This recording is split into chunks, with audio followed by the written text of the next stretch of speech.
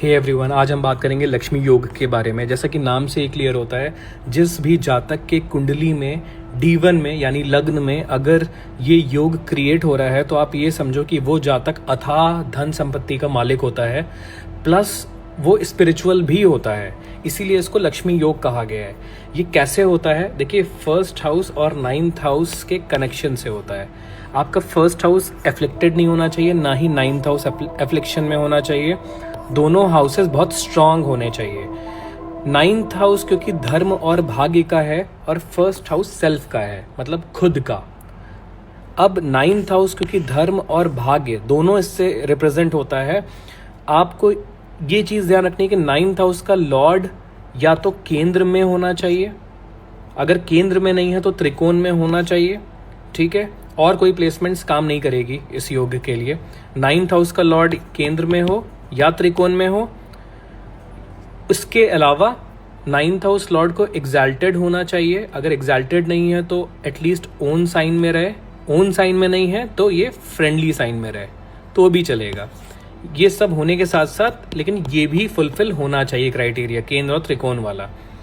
अगर ऐसा हो रहा है, प्लस तीसरा क्राइटेरिया क्या है कि फर्स्ट हाउस और 9th हाउस का संबंध थ्रू एस्पेक्ट हो जाए, यानी दृष्टि से।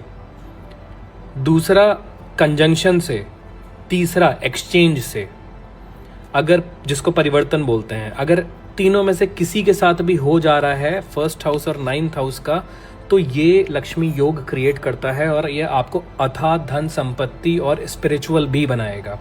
एक चीज़ और मैं बताना चाहूँगा कि लाइफ में चाहे आप मटेरियली चाहे जितना ग्रो कर लो, आपको सेटिस्फैक्शन नहीं मिलेगा अनलेस अनटिल आप स्पिरिचुअल पाथ ना पकड़ो। थोड़ा बहुत ज़रूरी है कि आप मटेरियली चाहे जितने भी सक्सेसफुल हो जाओ, अगर आप स्पिरिचुअल नहीं हो तो आपको ये जो सेटिस्फैक्शन है, मतलब मटेरियली आपके पास सब कुछ तो होगा लेकिन इंटरनल जो खुशी है वो नहीं मिलेगी।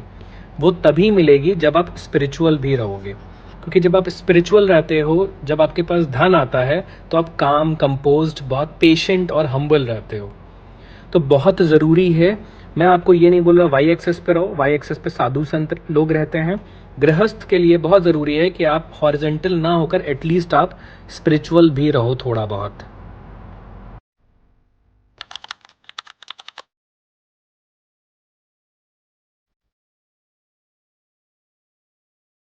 एक गज केसरी योग के बारे में, ये भी one of the very powerful राजयोग में से एक है।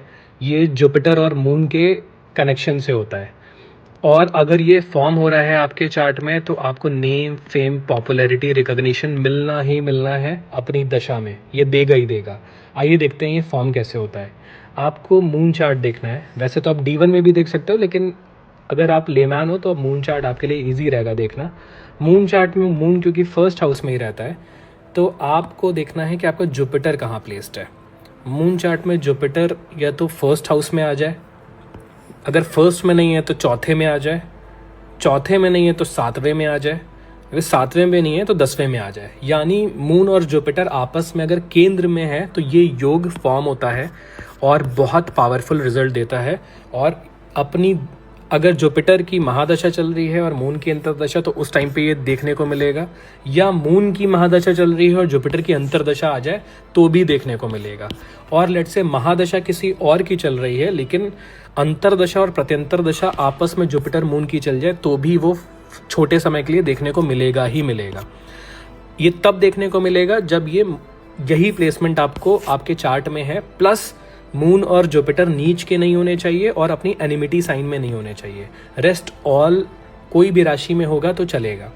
एक चीज़ है कि देखिए, अपनी एस्ट्रोलॉजी देश काल पात्र के हिसाब से चलती है, तो देश काल पात्र के हिसाब से जब जुपिटर को विजडम बोला गया है, और जब पहले ज़माने में सतयुग और द्वापर युग में जब विजडम थी लोगों के पास तो उनको राजा के बगल में सीट दी जाती थी, बहुत रिस्पेक्ट होती थी। कलयुग में अगर आपके पास सिर्फ नॉलेज है, मटीरियल सक्सेस नहीं है, तो लोग आपको सक्सेसफुल नहीं समझते।